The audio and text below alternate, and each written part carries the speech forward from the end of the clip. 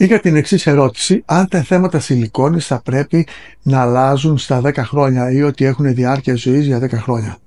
Αυτό πραγματικά δεν ισχύει. Ειδικά με τα μοντέρνα ενθέματα σιλικόνης, σχεδόν οι περισσότερες εταιρείες, τα ενθέματά τους διαρκούν για μια ζωή.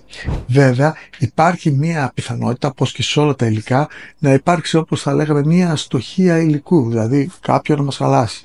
Γι' αυτό όμως φροντίζουν οι εταιρείες και μας καλύπτουν με μια εγγύηση δεκαετίας. Δηλαδή, αν ένα ένθεμα χαλάσει στα 10 χρόνια, θα μπορούν να μας το αντικαταστήσουν.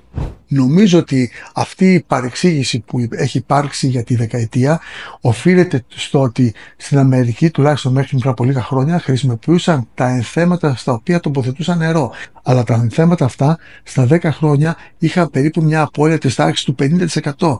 Γι' αυτό έχει προκύψει ότι θα πρέπει συνήθως στα 10 χρόνια να γίνεται και η αλλαγή των ενθεμάτων. Τα καινούρια λοιπόν ενθέματα κανονικά είναι για μια ζωή, κατηγορία συνήθως microtexture, ειδικά στην Ελλάδα, και γράψτε μου ό,τι ερωτήσεις έχεις για τα ενθέματα σιλικόνης, για την αυξητική στήθους, για την πλαστική χειρουργική γενικότερα.